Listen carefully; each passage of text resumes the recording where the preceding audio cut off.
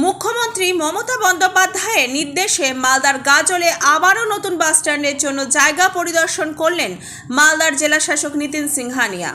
উপস্থিত ছিলেন গাজল ব্লকের বিডিও সুদীপ্ত বিশ্বাস, গাজল থানার আইসি চন্দ্রশেখর ঘোষাল, গাজল পঞ্চায়েত সমিতির সভাপতি মোজাম্মেল হোসেন সহ অন্যান্য আধিকারিকেরা।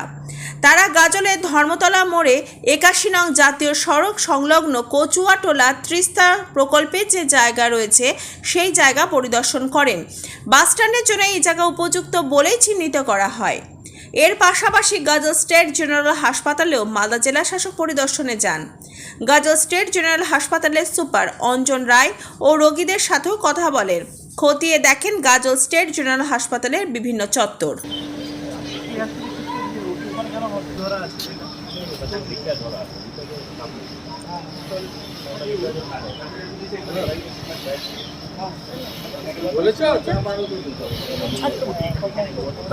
এই খবরটি প্রস্তুত করছেন জগদম্বা জ্যোতিষ কেন্দ্র, বিবেকানন্দ স্কুলের পাশে মালদা এবং city driving school, Ramakrishna mission road, Malda.